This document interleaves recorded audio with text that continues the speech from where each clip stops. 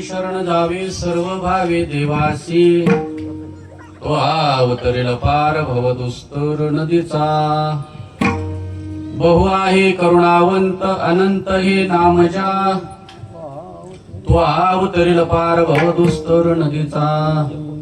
तुका म्हणे साक्षी आली तरी केले प्रगट, तुका म्हणे साक्षी आले तरी केले प्रगट तू अवतरील पार भवदुस्तर नदीचा पांडुरंगा करो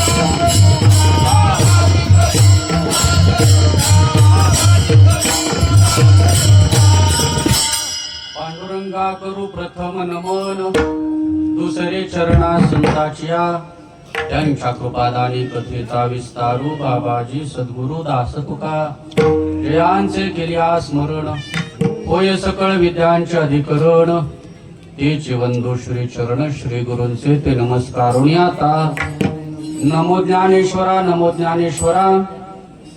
निवृत्ती उदारा सोपान देवा मुक्ताबाई नमो त्रिभुवन पावनी आद्य त्रय जननी देवाची नमो सद्गुरु तुकया ज्ञानदीपा नमो सद्गुरु सच्चिदानंद रूपा नमो सद्गुरु भक्त कल्याण मूर्ती नमो सद्गुरु भास्करा पूर्ण कीर्ती सेवेलागी सेवक झालो तुमच्या लागलो निज चरणा अहो स्वामी तुकया देवा यावरी न करावा विहीरू मस्तक माझा पायावरी वार करी संतांच्या आता नमरंग भूमिका कीर्तनी उभे होती लोका टाळ मृदंग श्रोते देखा तया माझे नमन दंड आईसे नमन करुणी सकळा हरिकथा बोले बोबड्या बोला अज्ञान म्हणवण्या आपल्या बाळा चालवी सकळा नामा म्हणे विठाला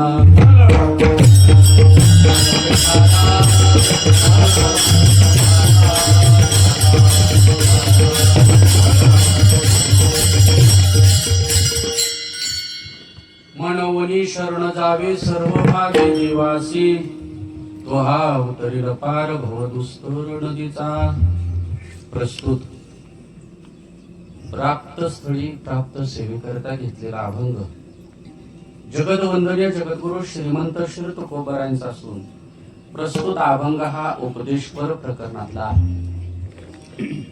ज्या निमित्तानं आज या ठिकाणी सेवा संपन्न होते कैलासवासी सुजानबाई नामदेव जाधव यांच्या प्रथम पुण्यस्मरणानिमित्त वर्ष श्राद्धाच्या निमित्तानं आज या ठिकाणी मला प्राप्त झालेली ही सेवा आहे.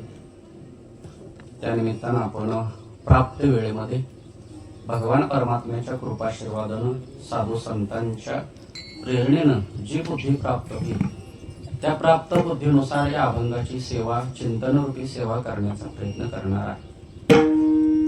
या सेवेसाठी उपस्थित असणारी सगळीच ज्येष्ठ मंडळी आहेत आपल्या सगळ्यांच्या चरणावरती नतमस्तक होतो.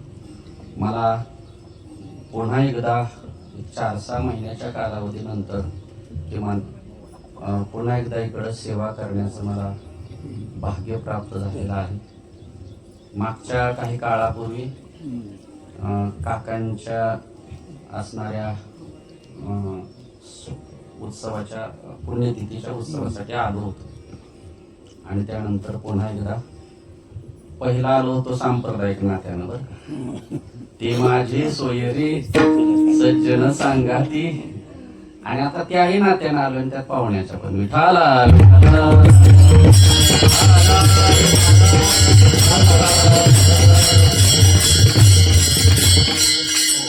पण आपलं नातं हेच ठेवाय का नाही कोणतं वारकऱ्याचं नातं असो.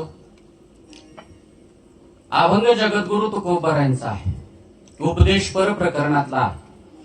आता उपदेश कुणी करावा काय करावा हा चिंतनाचा विषय आहे. उपदेश म्हणजे काय उपदेश कशाला म्हणतो आपण परम पवित्र अशा या भूमीमध्ये आणि संत सहवासामध्ये आपण राहत आहात हे आपलं भाग्य आहे. जगदवंदनीय जगद्गुरु तुकोबारायांच्या असणारे वंशज या पुण्यभूमीमध्ये पूर्वापार आपल्या या भूमीला कृपाशीर्वाद देण्यासाठी स्थानापन्न आहेत. आणि गाथ्याविषयी माझ्यासारख्या पामरानं तरी काय सांगावं, एवढी सेवा आपल्या या भूमीमध्ये झालेली आहे. गाथ्यामध्ये अनेक प्रकरण आहेत, त्यामध्ये उपदेश नावाचे एक प्रकरण आहे. उपदेशाची व्याख्या शास्त्रामध्ये केलेली आहे. उपदेश कशाला म्हणतात? भामती नावाचा ग्रंथ आहे, त्याच्यामध्ये कथनाचे 4 प्रकार सांगितलेले आहेत. कथन म्हणजे सांगणं. सांगणं हे 4 प्रकारचं असतं. त्याच्यामध्ये पहिला प्रकार जो आहे तो उपदेशाचा आहे. उपदेशाचं एक सांगणं असतं. दुसरं सांगणं हे आज्ञेतलं असतं. तिसरं जे सांगणं कथन आहे त्याला अनुज्ञा म्हणतात. आणि चौथं जे सांगणं कथन आहे त्याला अभ्यर्थना म्हणतात. प्रस्तुत अभंग हा उपदेशपर प्रकरणातला आहे. या अभंगामध्ये उपदेशाची वाणी आहे. उपदेश कोणी करावा, काय करावा याचा विचार करत असताना उपदेश करणारे कोण असतात किंवा उपदेश कोणी करावा याचा विचार करत असताना उपदेशाची व्याख्या शास्त्रामध्ये सांगितली. कशाला म्हणतात उपदेश? मोठ्या माणसानं लहान माणसाला काहीतरी कल्याणाचं, हिताचं साधन सांगणं याला उपदेश म्हणतात. मोठ्या माणसानं लहानाला हिताचं अथवा हिताचं आणि कल्याणाचं सांगणं ज्याच्यामध्ये असतं, ज्या सांगण्यामध्ये हित आणि कल्याण आहे त्याला उपदेश म्हणतात. आणि आज्ञा हे असाच प्रकार आहे. आज्ञा करणं म्हणजे सांगणंच आहे. यामध्ये सांगणाराही मोठाच असतो, उपदेश करणाराही मोठा असतो, उपदेश सांगणाराही मोठा असतो आणि आज्ञा करणाराही मोठा असतो. या न्यायानं फरक फक्त एक असतो, एवढा आपण लक्षात घेतला पाहिजे. उपदेश कशाला म्हणतात? ज्याच्यामध्ये हित कल्याण आहे. आणि ते हित कल्याण कोणाचं? जगाच्या कल्याण. या न्यायानं सगळ्याच हित असावं असं हिताचं कल्याणाचं सांगणं याला उपदेश म्हणतात. आणि आज्ञा कशाला म्हणतात?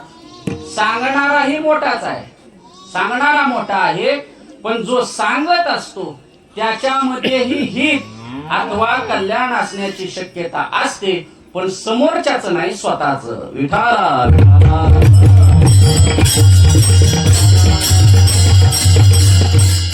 म्हणून आज्ञा करणारा हिताचा कल्याणाचा विचार करतो, पण समोरच्याचा नाही, स्वतःच हित आणि स्वतःचा स्वार्थ पहिला साधला पाहिजे आणि नंतर मग त्याच्यातून समोरच्याला सांगण्याची भावना अशी ठेवायची जसं काय की मी तुमच्या कल्याणासाठीच करतो, पण पहिला स्वार्थ कोणाचा असतो? स्वतःचा असतो. हा आज्ञा आणि उपदेशातला फरक आहे. म्हणजे अशाही प्रकारचं सांगणं असतं.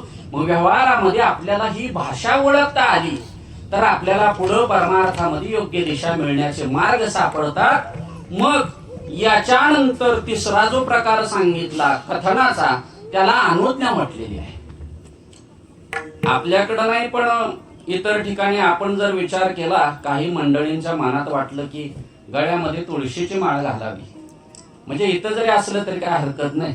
कोणाला वाटलं गळ्यात तुळशीची माळ घालावी, परमार्थ करावा, एकादशी करावी, आळंदी पंढरीची वारी करावी. आता माळ घालणाऱ्याला सुरुवातीला सगळंच वाटतंय बरं का, पण कदाचित काय काय अशी परिस्थिती होते, परत माळ घालणारे पण कदाचित एकादशा करत नाहीत. असे काही वर्ग आपल्याला पाहायला मिळते. तिथं परमार्थ रुजलाच नाही, तिथं फक्त गळ्यात माळा पडलेल्या आहेत, याच्यापेक्षा वेगळं काही नाही. पण प्रारंभी असं वाटतं की माळ घालावी म्हणून माळ घालायची म्हणून कोणाकडे जातो? खात्या पित्याकडे जात नाही, आहे नाही. जो जुना वारकरी आहे त्या वारकऱ्यांच्याकडे जाणार, आहे की नाही.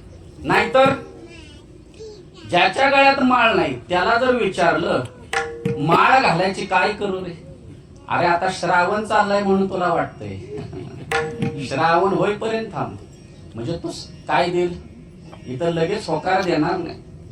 पण तुमच्या आमच्या सारख्यांना जर विचारलं तर म्हणेल अरे आता लगेच काय कर, लगेच माळ घालून टाक, वेळ लावू नकोस. का? या ठिकाणी आपण काय करतो? एखाद्या माणसाला वारी करण्याची इच्छा झाली, माळ घालण्याची इच्छा झाली, काय होतं?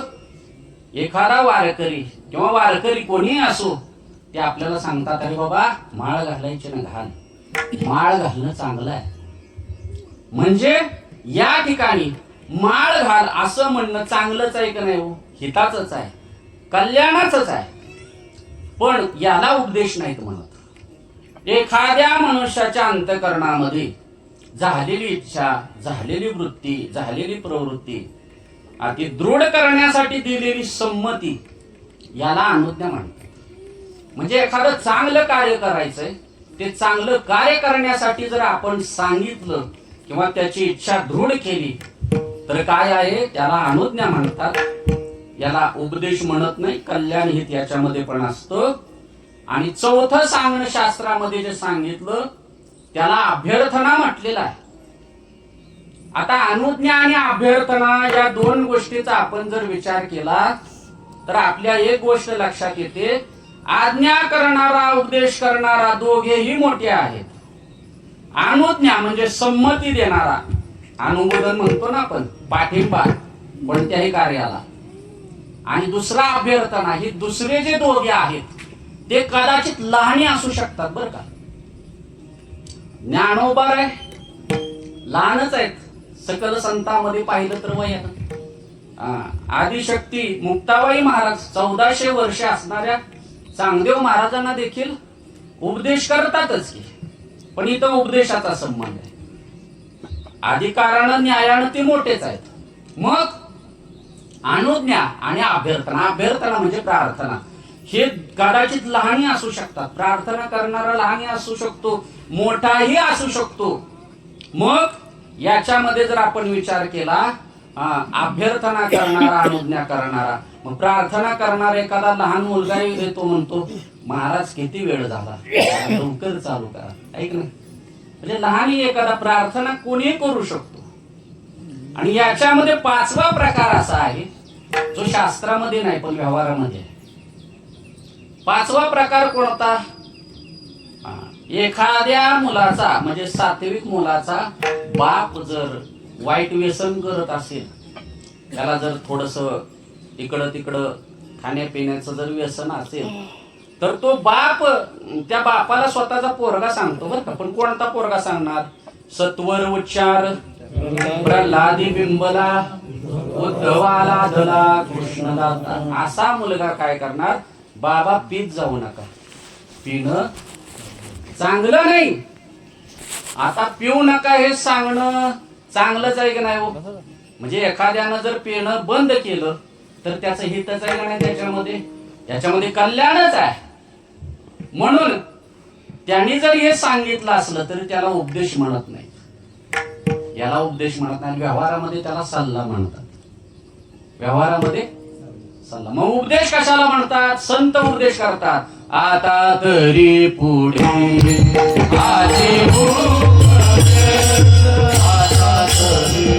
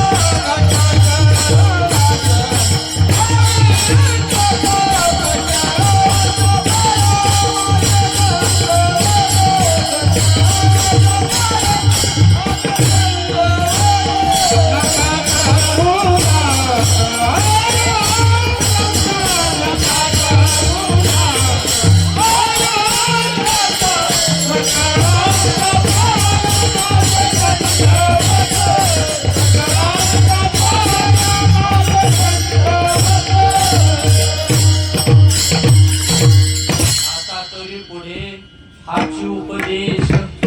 उपदेश म्हणजे काय आपण हे पाहिलं. उपदेश कशाला म्हणतात हेही पाहिलं. मग तो उपदेश करणारे कोण असतात तर उपदेश करणारे संत असतात.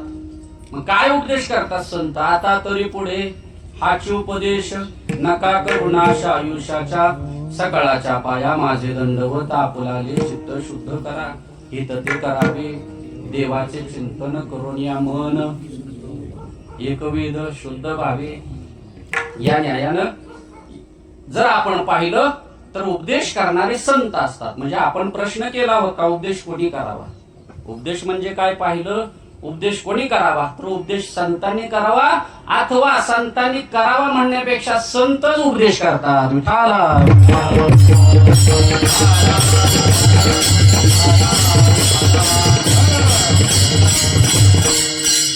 नाहीतर व्यवहारामध्ये उपदेशाची भाषा वापरली जाते. महाराज म्हणतात ना, नाही संत चिन्हे उमटली अंगी उपदेशाला ये पात्र झाला. ऐक नाही. या न्यायानं आपण विचार करतो समाजामध्ये पाहिलं जातं. पण महाराज उपदेश कोणीही करून चालत नाही. उपदेश मोठ्याने करावा.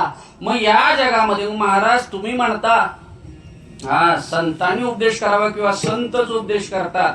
मग शास्त्र काय सांगतं उपदेश मोठ्याने करावा. मग संत मोठे आहेत का हो. प्रमाण आहेत संतच मोठे आहेत. पण महाराज किती संत मोठे आहेत. संतांचं मोठेपण आणि या मोठेपणाचा जर विचार केला संत मोठे आहेत. कोणापेक्षा मोठे आहेत. पहिलं जर आपण विचार केला तर आपल्यापेक्षा संत मोठे आहेत. आपल्यापेक्षा संत मोठे आहेत. मोठेपण दोन प्रकारचं असतं. मोठेपण दोन प्रकारचं आपल्याला पाहायला मिळते. सापेक्ष मोठेपण आणि दुसरं निरपेक्ष मोठेपण. सापेक्ष मोठेपणाचा विचार केला तर सापेक्ष मोठेपण कसं असतं बघ. सापेक्ष मोठेपणाला मर्यादा असते. देश काल परिस्थितीची मर्यादा असते. या जगामध्ये कोणीच लहान नाही. या जगामध्ये कोणीच लहान नाही आणि संतापेक्षा मोठं कोणीच नाही. म्हणजे इथं कोणाला लहान म्हणण्याचाही संबंध येत नाही. या जगात लहान कोण नाही. संतापेक्षा मोठं कोणीच नाही. संतांनी कधी कोणाला लहान समजलं का हो. कोणालाच कधी लहान समजलं नाही संतांनी. मग या जगामध्ये लहानच कोण आहे. कोणच लहान नाही. सगळे मोठे आहेत. आपणही सगळे मोठे आहोत. पण आपलं मोठेपण हे सापेक्ष सिद्धांतानुसार सापेक्ष मोठेपणात मोडतं. कोणी कोणाला कमी समजत नाही. ऐक नाही. व्यवहारामध्ये आपण पाहिलं कोणीच कोणाला कमी समजत नाही. म्हणून सगळे मोठे आहेत. पण आपल्या मोठेपणाला कुठंतरी काय असते मर्यादा असते. कोणी घरात मोठा आहे. घरात म्हणजे भावाभावात म्हणतो मी मोठा. मोठा म्हणजे वयानं मोठा. गावात अधिकारानं मोठा. गावात मोठं कोण. वयानं मोठे पण वेगळं. अधिकारानं गावचे सरपंच हे प्रथम नागरिक म्हणजे ते मोठे. मग असं मोठे पण प्रत्येक क्षेत्रामध्ये. पण त्या मोठेपणाला कुठंतरी मर्यादा निर्माण होते. आपलं मोठेपण त्या परिस्थितीनुसार. या जगामध्ये कोण मोठं. अमुक अमुक हे राष्ट्र फार मोठं. पण सगळी राष्ट्र एकत्र आले आणि त्यांनी जर त्याचं कंबरड मोडलं तर राहील का ते मोठं. नाही राहील. जोपर्यंत त्याचा कणा मोडत नाही तोपर्यंत तो मोठा. पण ते कायमस्वरूपी मोठेपण आहे का नाही. म्हणून याला सापेक्ष मोठेपण म्हटलेलं आहे. याला सापेक्ष मोठेपण म्हणतात. पण निरपेक्ष मोठेपण कोणाचं असेल तर ते संतांचं मोठेपण आहे. या जगामध्ये संत निरपेक्ष मोठे आहेत. संतांच्या पेक्षा या जगामध्ये मोठं कोणीच नाही महाराज. मग कोण मोठं. कोणते संत मोठे. अहो सगळेच संत. संतांचा नावाशी संबंध घ्यायचा नाही. संतांच्या मोठेपणाचा हा त्यांच्या संत तत्वाशी घ्यायचा असतो. निळोबाराय देखील वर्णन करतात. हरी भक्त थोर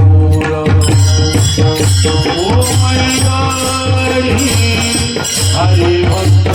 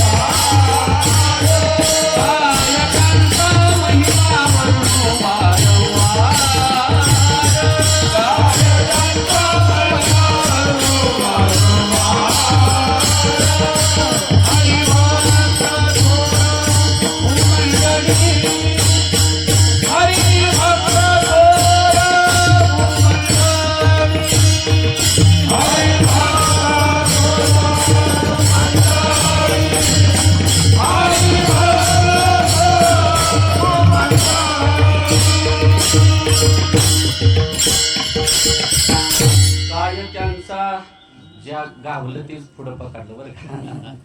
आमच्याकडे असलं नसतं. म्हणजे ती संस्कृती तो असणारा संप्रदायाचा पंढरपूरच्या जवळ असल्यामुळं ते म्हणतात ना, गंगा वाहते म्हटल्यानंतर किनाऱ्याला समृद्धी असणारच नाही. पण आम्ही कुठंतरी पकडायचं बघतो.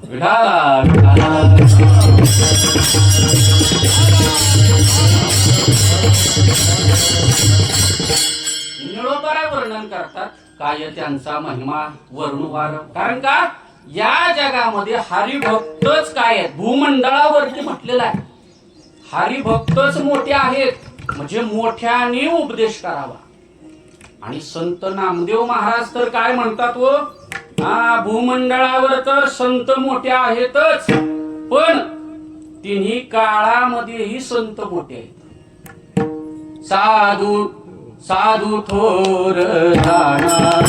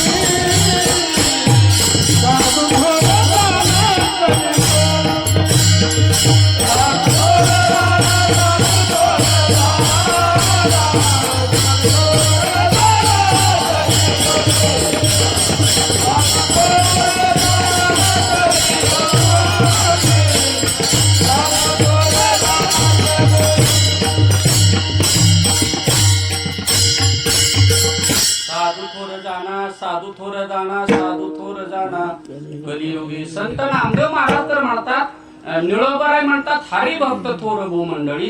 संत नामदेव महाराज वर्णन करतात साधू थोर जाना साधू थोर जाना साधू थोर जाना कलियुगी. मग महाराज तुम्ही म्हणतात तिन्ही काळामध्ये कसं, इथं फक्त कलियुगामध्ये साधू तिरुक्ती केलेली आहे. अभंग करायचा असता तर रूप पाहता लोचडी सुख झाले, म्हणजे आपण म्हणतो दीडक्या चालीचा आहे का नाही. फक्त दीडका अभंग कोणी म्हणू नाही म्हणजे बरं. चाल दीडकी लावावी लागते, पण अभंग हा सरळच असतो. नामदेवरायांनी इथं म्हटलं साधू थोर जाना साधू, मग एकदा म्हणता आलं असतं साधू थोर जाना कलियुगी असंही आपल्याला देता आलं असतं प्रमाण. पण इथं 3 वेळा म्हटल्याचा अर्थ वर्तमानात, भूतकाळात आणि भविष्यात साधू थोर जाणा. या जगामध्ये साधू थोर, तिन्ही काळामध्ये साधू थोर, सगळ्या भूमंडळावरती साधू थोर, या जगात साधूपेक्षा मोठं कोणी. अहो महाराज काय म्हणता तुम्ही, या जगात साधूपेक्षा मोठं कोणी नाही. जाऊ द्या इतर गोष्टीचा आपण विचार केला, पण देव या जगामध्ये सगळ्यात मोठा आहे. हो, देव मोठा आहे. मग असं कसं म्हणतात साधू थोर. ज्ञानोबारायांनी भगवान परमात्म्याचा असणारी व्यापकता सांगताना काय म्हणतात बघा. या जगामध्ये देव मोठा आहे. हो, देव किती मोठा आहे वर्णन करताना असं ज्ञानोबाराय म्हणतात, नभ तुझ माझी खेळेल पिथपी. या आकाश सुद्धा भगवान परमात्म्याच्या स्वरूपात लपाछपी खेळतो. हे आकाश, आता आकाशाची व्याप्ती सामान्य आहे का हो? आकाश किती मोठं आहे, पण ते सुद्धा देवाच्या स्वरूपात लपंडाव लपाछपी खेळतो. अजून काय सांगितली देवाची व्यापकता, देव किती मोठा आहे. अनंत ब्रह्मांडे एके रोमिया इसी रेंडे, ऐक नाही. अजून ज्ञानोबरांच्या नमनामध्ये सुद्धा वर्णन आहे, ऐसी महद ब्रह्मे प्रचंडे तुझ्या अंगी दातारा, आणि मग प्रमाण अनंत ब्रह्मांडे उदरी हरे हा बालक विश्वव्यापक कमळापती म्हटलेलं आहे का नाही. म्हणजे ही व्यापकता परमात्म्याची. मग तुम्ही म्हणता या जगामध्ये साधू मोठा आहे, साधूपेक्षा महात्म्यापेक्षा कोणी मोठं नाही असं कसं हो. देव मोठा आहे. पण सांगू, या जगामध्ये देव किती मोठा असू द्या, पण संतांपेक्षा देव सुद्धा मोठा नाही. संतांच्या पुढे देव सुद्धा काय होतो, बाहेर दाखवते. असे संत मोठे. का मोठे तो संत. या जगामध्ये देवाला जे जे करता येतं ना ते संत महात्मे करतात. मोठे पण कशावर सिद्ध होतो, काही ठराविक गोष्टी आपण विचार घेतला, सामर्थ्यानं, व्यापकतेनं आणि कार्याने, या तीन गोष्टीनं जर आपण विचार केला, सामर्थ्य बघा, व्यापकता बघा, कार्य बघा, तिघांची या तिन्ही गोष्टीची आपण तुलना जर केली, या जगात देवाला जे करता येतं ते संत महात्मे करतात. देवाला जे करता येत नाही ना ते सुद्धा संत महात्मे करतात. कसं काय हो, जे देवाला करता येत नाही ते सुद्धा संत महात्मे करतात. हो, करा लगेच. त्या ठिकाणी आपण तराजू ठेवून बघा, त्या तराजू मध्ये देवाला ठेवा आणि इकडे संतांना ठेवा. कशामध्ये तुलना करायची, देवाच्या सामर्थ्याचा विचार करू आपण, संतांच्या सामर्थ्याचा. काय सामर्थ्य देवाचं आहे. देवाचं सामर्थ्य शास्त्रानं वर्णन केलं. शास्त्र काय म्हणतं, मूकम करोति वाचालम पंगुम लंघयते गिरी. एवढाच आपण श्लोक. देव मुक्याला वाणी देतो, पांगळ्याला पर्वत चढून जाण्याचं सामर्थ्य देणारा कोण आहे, परमात्मा. देवाचं सामर्थ्य काय आहे, देवानं मुक्याला वाणी दिली. मुक्याला म्हणजे लहानपणी काय त्या बाळाला बोलता येतं का हो, पण हळूहळू त्याच्याच कृपेनं त्याच्या सामर्थ्यानं तो मामाला बोलाय तर सगळ्यालाच येतं, पण त्याच्यामध्ये काही बोलणारे फारच काय असतात. आपण त्यांना म्हणतो अरे वा वक्ता दस सहस्त्रेषु. म्हणजे सामर्थ्य देवाच्या सामर्थ्याने. स्वधर्माचं अनुष्ठान केलं तर वाणी आपली सिद्ध होते. ज्ञानोबराय सांगतात, वाचा सिद्धी पावाल आज्ञापक व्हाल. हे सामर्थ्य देवाच्या कृपेने येतं, स्वधर्माच्या अनुष्ठानाने येतं. हे सगळं खरं आहे, पण कोणाला, पशुपक्ष्यांना आहे सामर्थ्य. बरं, आपण शास्त्र पाहिलं तर ही सृष्टी भगवंतानं निर्माण केली.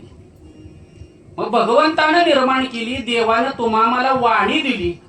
देवाचं या ठिकाणी सामर्थ्य आहे, देवाचं सामर्थ्य आहे, पण देवाला अधिकार नाही. काय ठिकाणी संतांच्याकडे सामर्थ्य हे आहे आणि संतांना अधिकारी आहे. बघा, देवाचं सामर्थ्य काय आहे, देवाने सृष्टी निर्माण केली, पण वाणी देत असताना सगळ्याला सारखी दिली का, याच्यामध्ये भेद केलेला आहे. देवाला जर अधिकार असता तर देवानं पशु पशवाधिकांना सुद्धा वाणी सारखीच दिली असती जी वाणी आपल्याला दिलेली आहे. पशवाधिकांना वाणी दिली पण त्यांना ध्वनिरूपी दिली, म्हणजे फक्त त्यातनं आवाज येतो, आणि आपल्याला दिली ती वर्णरूपी आहे, त्यातनं अक्षर निर्माण होतात. मग सामर्थ्य देवाचं आहे, पण अधिकार आहे का हो, अधिकार नाही, पण संतांच्या ठिकाणी सामर्थ्य पण आहे आणि अधिकार पण आहे. कसा हो? महिषी पुत्रा मुखी बोलवणे श्रुती, महिषी पुत्रा मुखी बोलवणे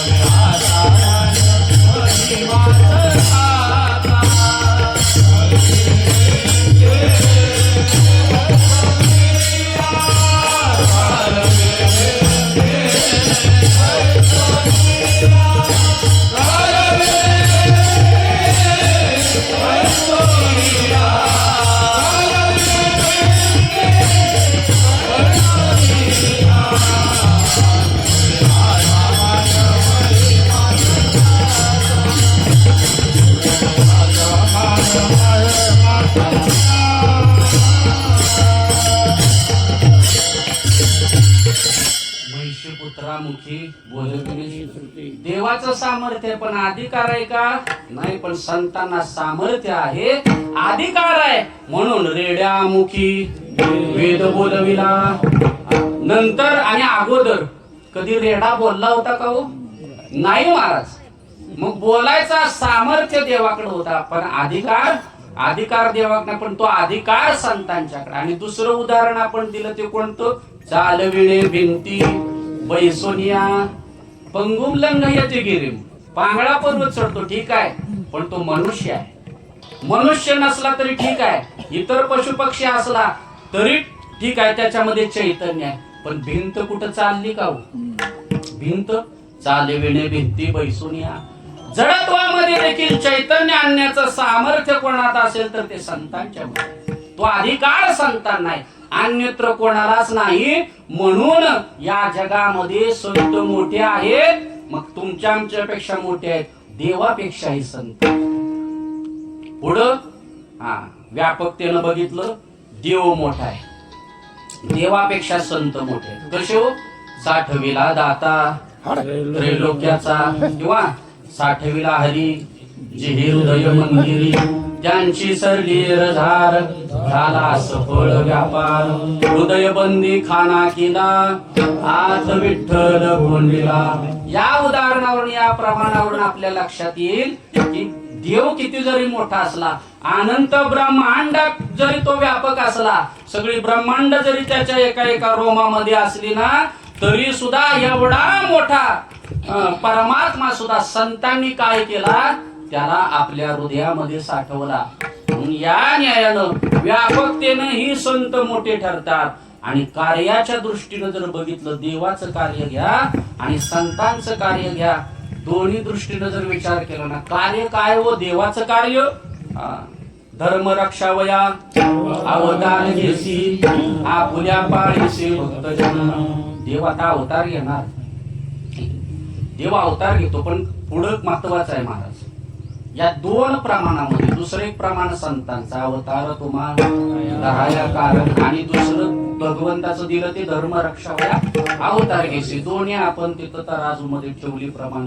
पण जड कधी प्रमाण होतं बघा, देवाचं जे देवाच्या संबंधानं कार्याचं जे प्रमाण आहे ते आपुल्या पाळीसी भक्तजना. इथं वजन वाढलं की, पण हे ज्यावेळेस प्रमाण टाकलं ना, कोणतं? उद्धाराया जन जड जीव. तसं देवाचं पारड वर गेलं संतांचं पारड जड झालं का? देव आला कोणासाठी? आपल्या पाळीशी भक्तजना, म्हणजे कार्यकर्त्यांच्या पुढं कोणाला किंमत नाही. कार्यकर्त्या पुढं काय असेल तर कार्यकर्त्याला भेटा नंतर बघू, ऐक नाही. पण संतांच्या ठिकाणी तसं आहे का हो? दीन असो दुर्बळ असो कसाही असो, जड जीवांचा दीन दुबळ्यांचा उद्धार करणारा कोण आहे तर तो संत महात्मा आहे. मग या न्यायानं कार्याच्याही बाबतीत संतच मोठे ठरतात. अशा पद्धतीनं या जगामध्ये उपदेश कोणी करावा? मोठ्याने करावा. आणि या जगामध्ये मोठे कोण असतात तर संत असतात. विठाला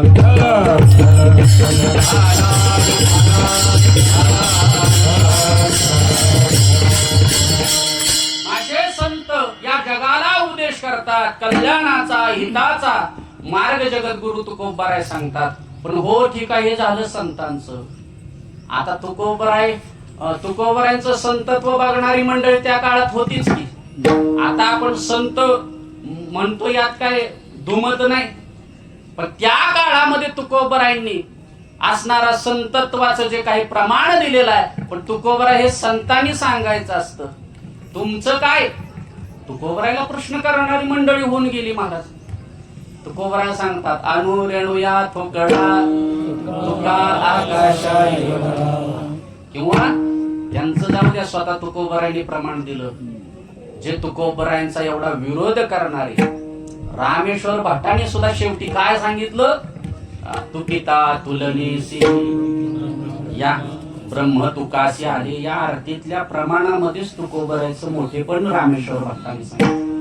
तुकिता तुलनीसी ब्रह्म तुकासी आले म्हणजे आपण कलेक्टरच्या एखाद्या कामासाठी 100 हेलपाटी घालतो, ऐक नाही, ही एक पद्धत आहे. किंवा आपण जर गेलो, आपण गेल्या फक्त सांगितलं बाहेर कोणाचं नाव घ्या तुम्ही, अमुक अमुक व्यक्ती आली, लगेच त्यांनी कलेक्टरने काय करावं? सगळी कामं बाजूला ठेवायची, पहिल्यांदा त्यांना आत बोलवा. म्हणजे काय झालं? मोठेपण झालं. पण ऐका, याच्यापेक्षा पुढचं मोठेपण, फक्त एक फोन करावा की असं असं काम आहे, कलेक्टरनं स्वतः यावं, याला मोठेपण म्हणायचं. ब्रह्म तुकासी आली, तुकोबाराय नाही गेले ब्रह्मत्वाकडे, ब्रह्मत्वच तुकोबारायांच्याकडे आलं. एवढं मोठेपण तुकोबारायांचं आहे. असे तुकोबाराय तुम्हाला उपदेश करतात. आणि उपदेश काय करतात? म्हणवोनी शरण जावे सर्व भावे देवासी, म्हणवोनी शरण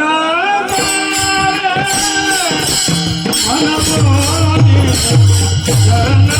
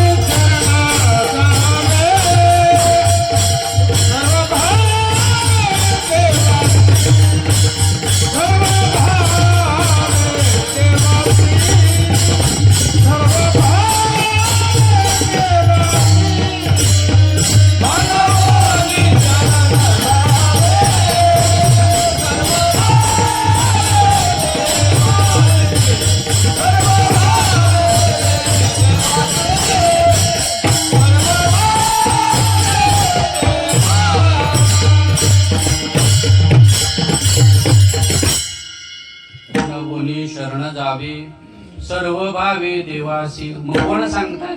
तुकोबाराय सांगतात. मग पहिले प्रश्न होते ना आपले, सांगावं हिताचं कल्याणाचं सांगता, तुम्ही मोठे आहात का? तुकोबारायांनी तर सांगितलं, जगाला तुकोबारायांचं मोठेपण कळालं नाही. महाराज आपलं मोठे पण कधी सिद्ध होतं ज्यावेळेस वैरी सुद्धा आपलं महत्व गायला लागतं ना, त्यावेळेस आपण मोठे.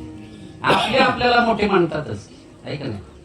तुकोबरायला ज्यावेळेस रामेश्वर भट्टानं सुद्धा ज्यावेळेस खरं वर्णन केलं ना, त्यावेळेस तुकोबरायचं मोठे पण तिथून तर सर्वसामान्यांना अज्ञानांच्या ठिकाणी सिद्ध झालंच. मग ते तुकोबराय तुम्ही आम्हाला सांगतात, म्हणवोनी शरण जावी सर्व भावी देवासी. म्हणून शरण जायचंय, देवाला शरण जायचंय. जगद्गुरु तुकोबरायांना प्रश्न विचारला, महाराज तुम्ही म्हणता देवाला शरण जायचंय, मग कसं काय देवालाच का शरण जायचं, काय कारण देवाला शरण जाण्याचं. अहो देवाला शरण जाण्याचं कारण म्हणजे शरण जायचं कुणाला हे तुम्ही सांगा. म्हणजे ज्याला सांगितलं तुकोबरायांनी देवाला शरण जा, ठीक आहे, देवाला काय शरण जायचं, मग तुम्ही देवाला शरण जा म्हणता, पण सांगा शरण जायचं असतं कोणाला. तुकोबराय सांगतात, अरे बाबा देवाला शरण जायचं असतं, पण सामान्यतः व्यवहारामध्ये जर पाहिलं शरण हा जीव जातो कुठं. शरणागती या जीवानं कुठं कुठं स्वीकारलेली आहे. जीवाने शरणागती जीवाबरोबर केलेली आहे, जीवाने शरणागती जडाबरोबर केलेली आहे, आणि जीवाने शरणागती असणाऱ्या विषयाला शरणागती केलेली आहे. जीव शरण कुठं आहे, विषयाला शरण आहे. विषयाची चरवणी केली आयुष्याची गाळणी. विषयाला शरण गेला म्हणून काय झालं, आयुष्याची गाळणच झाली की त्याच्या कायच हातात राहिलं नाही महाराज, सगळं आयुष्य व्यर्थ गेलं. विषयाला शरण गेल्यामुळे ही परिस्थिती झाली. हाताला काहीच आलं नाही, शेवटी दुःखाशिवाय हातात काहीच नाही, पुढे जाऊ नाही का. जीव जीवाला शरण गेला, जीवाची परिस्थिती काय झाली हो. जीव जीवाला शरण गेल्यामुळं त्याला जीवनामध्ये पूर्णता कधीच मिळाली नाही. का मिळाली नाही, कारण जीव अपूर्ण आहे. अपूर्ण आणि अपूर्ण बेरीज करा, काय येईल हो, अपूर्णच येणार आहे ना. अपूर्ण आणि अपूर्ण जर एकत्र आलं तर काय, अपूर्णच राहणार आहे. आणि शास्त्र सांगतं जीव हा अपूर्ण आहे, जीव अज्ञानी आहे. अज्ञानाकडे जायचं, काय होणार आहे, त्याच्यामध्ये ज्ञान निर्माण होईल. कितीही दोघांना घासलं उगळलं तरी अज्ञानात ना अज्ञान एकत्र आलं, ज्ञान कधीच निर्माण होणार नाही. म्हणून जीव अज्ञानी आहे, आणि जीवाकडे गेला अज्ञानच मिळणार आहे. मग या जगामध्ये आणि दुसरी गोष्ट, जीव शरण जातो कोणाला, समर्थाला जातो.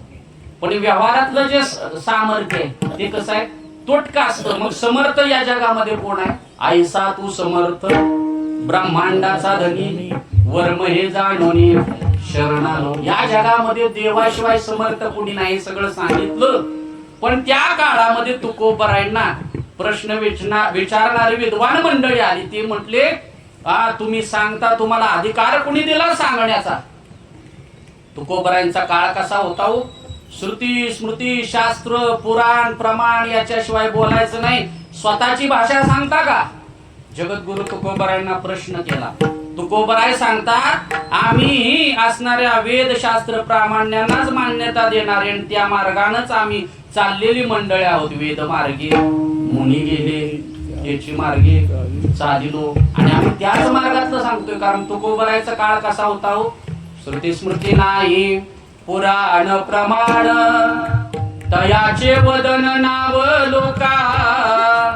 तुकोबरायचा काळ कसा होता, श्रुती स्मृती पुराण याच्या वेगळी जर प्रमाण दिली तर त्याचं नाव तारखेत घ्यायचं नाही. आणि आता काय होतं, याच तारखा जास्त वाटतात, आहे की नाही. वारकरी संप्रदायाची भूमी म्हणून मी बोलतोय, आहे की नाही. श्रुती स्मृती पुराण शास्त्र ग्रंथ संपदा याची प्रमाण महाराज कमी पाठ आहेत, गाणी जास्त पाठ आहेत. गाणी जास्त पाठ करतात का, तर जरा गंगा वाहते जरा. तुकोबरायच्या काळात बाकीच तर सोडाच, पण म्हणून तुकोबराय म्हटले ना, वेदानंत बोलिला अर्थ तुकाची साधिला. मग वेदात जे सांगितलंय कदाचित रामेश्वर भट्ट असतील. तुकोबरायनं या गाथा बुडवायला सांगितली, म्हणजे रामेश्वर भट्टांनी गाथा समोर घेऊन, ते न्यायशास्त्रीच होते ना रामेश्वर भट्ट. म्हणजे कुणीतरी सांगितलं ते तुकाराम नावाचे असे, त्यांच्या वाणीतून ते असेच बोलणार, आणि त्यांना पूर्णपणे आता इथून हाकलून लावायचंय. रामेश्वर भट्ट त्यांनाही ज्ञान होतं, बुद्धी होती, म्हणजे ते कुठंतरी जसं कोर्टात बाजू मांडतात तसं तुकोबरायच्या गाठीचं झाले असेल ना. आधार सांगा, हे का तुम्ही म्हटला ते का, नाहीतर नुसती गाथा बुडवा म्हणून लगेच बुडवलेली नाही, त्याच्यावरती विचार विनिमय झाला. मग तुकोबरायनी मग तिथं सांगितलं, काय सांगितलं, विठोबाशी शरण जावी निज निष्ठा नाम गावी. विठोबार कुमार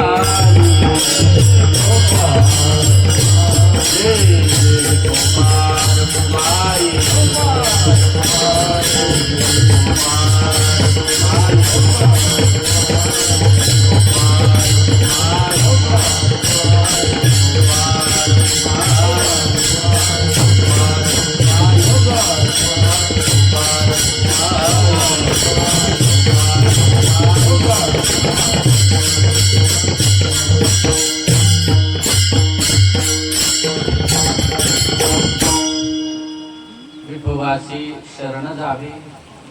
तुकोबराय त्या ठिकाणी स्वतःची बाजू सांगतात. आम्ही स्वतःच सांगत नाही, परमार्थामध्ये स्वतःच सांगायचं नसतं. परमार्थ कशाला म्हणतात महाराज? परमार्थ हा कीर्तनामध्ये जे सांगितलं जातं ते संत शास्त्रात धरून सांगावं लागतं. या गोष्टी आपल्याला मान्य आहेत. विठ्ठला विठ्ठला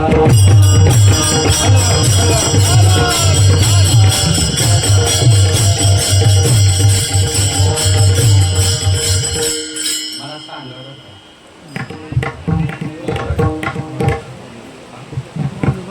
विठ्ठला विठ्ठला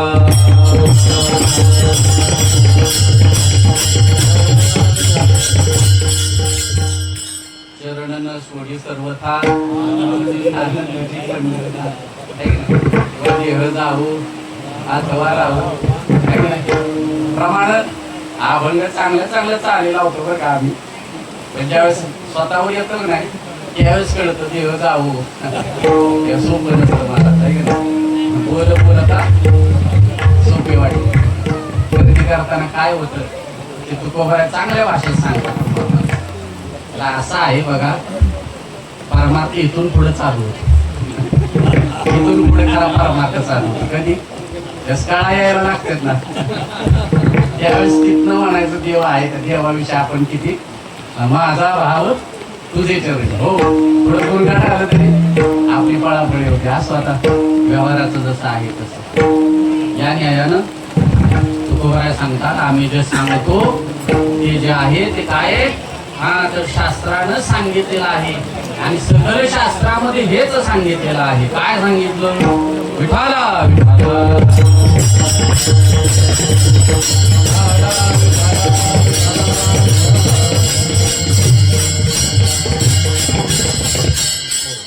बाराच्या आत पाऊस आलाय म्हणून नशीब बरं का. बाराच्या थोडं लांबवलं असतं माझं नाव बऱ्यापैकी सगळ्यांनी पाठ केलं आहे ना.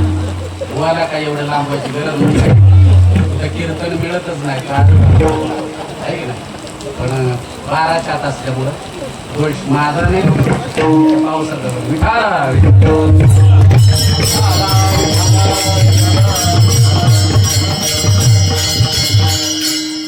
सकल शास्त्रानं देवाची शरणागती सांगितली. सकल शास्त्रामध्ये 18 ही पुराणे हर्षी गाती, 4 वेद 6 शास्त्र 18 पुराण देवाची शरणागती सांगतात. तुकोबराय स्वतःची भूमिका स्वतःची बाजू मांडतात. मी सांगत नाही, मी पण शास्त्राच्या आधारानं रामेश्वर भट्ट ज्ञानोबरायांच्या उपासक होतो. ज्ञानोबरायांच्या श्रद्धा रामेश्वर भट्टाची. तुकोबराय जोपर्यंत कळाले नाही तोपर्यंत ठीक आहे.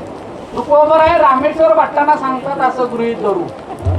अहो महाराज देवाची शरणागती सांगितली ना, हा मी शास्त्राच्याच वाणीतनं बोलतोय. कारण ज्ञानोबरांनी ज्ञानेश्वरी मध्ये ओवी दिलेली आहे. तैसे ते पार्था विमुख या परमार्था तयासी संभाषण सर्वथा करावे ना. विमुख परमार्थापासून असेल ना तर त्याच्याशी बोलू पण नाही. आणि शास्त्र सांगतं त्याचं तोंड बघू नये, पण आम्ही बोलत नाही त्याच्या. असं आम्ही न्यायशास्त्रानं सगळ्या शास्त्राच्या संमतीनं वागणारी मंडळी आहोत. मग काय करायचं? हा, भगवद्गीता सांगते सर्व धर्मान परित्यज्य मामेकम शरणं व्रज अहं त्वा सर्व पापेभ्यो मोक्षयिष्यामि मा शुच. सर्व धर्मान परित्यज्य भगवद्गीतेनं सिद्ध सांगितलेला आहे शरणागती. आणि शेवटी 18 पुराणी सिद्धांत तुका म्हणे हाची हेत विठोबासी शरण जावे निज निष्ठा नाम जावे. म्हणून आम्ही शास्त्राच्या न्यायानं सांगतो देवाला शरण जा. म्हणून देवाची शरणागती सांगितली का तर या जगामध्ये समर्थाला शरण जावं. आणि समर्थ कोण आहे तर तो परमात्मा शरण आहे. म्हणून जगद्गुरु तुकोबराय स्वतः म्हणतात आम्ही का शरण जातो याला कारण या जगामध्ये देवाशिवाय शरण जायला कोणी नाही. तुझविन कोणा शरण जाऊ नारायणा. तुझ्याशिवाय शरण जायला या जगामध्ये कोणी नाही. पण कसं शरण जायचं? जगद्गुरु तुकोबराय सांगतात सर्व भावे देवासी विठोबा रखो मारा ज्ञानेश्वर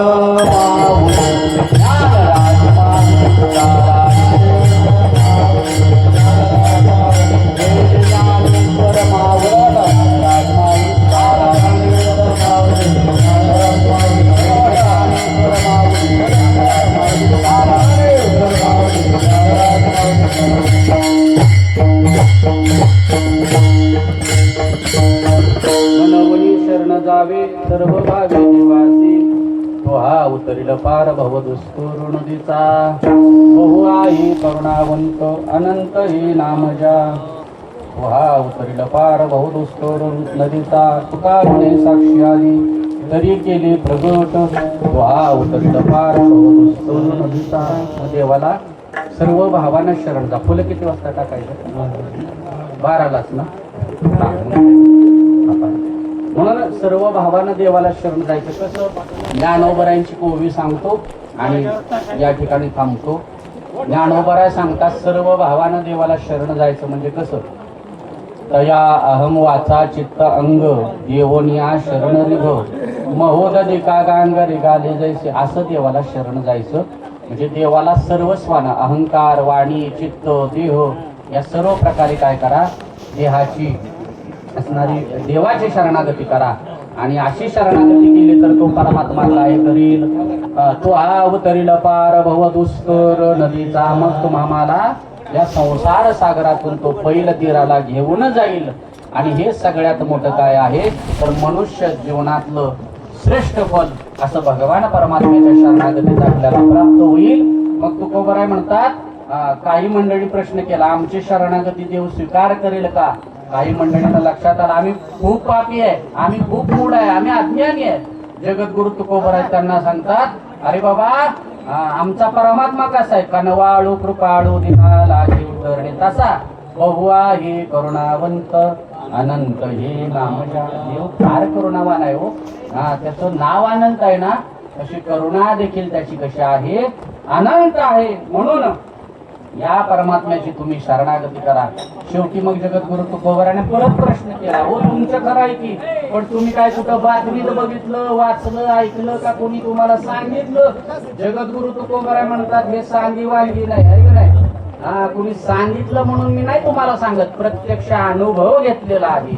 अनुभवे आले अंगात या जगात या न्यायानं जसा अनुभव आलेला आहे ना त्या अनुभवातून तुम्हाला सांगण्याचं या ठिकाणी मी काय करतोय अट्टहास करतोय. मग तुका म्हणे साक्षी आली, साक्षीत्वाला आलं, अनुभवाला आलं, अनुभूतीला आलं म्हणून तरी केले प्रगट. नामदेव जनाबाई नामदेव जनाबाई नामदेव जनाबाई नामदेव जनाबाई नामदेव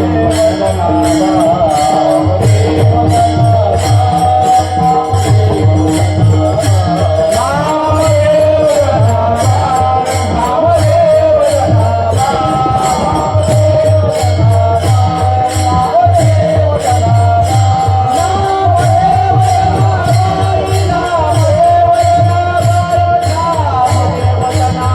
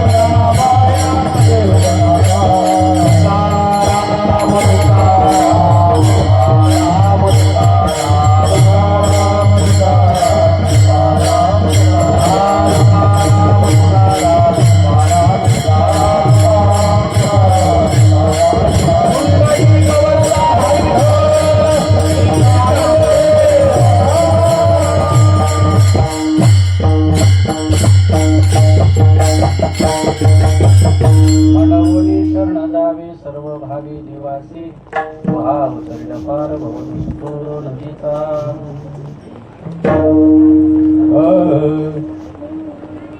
तुका माने जाची आले तुका माने जाची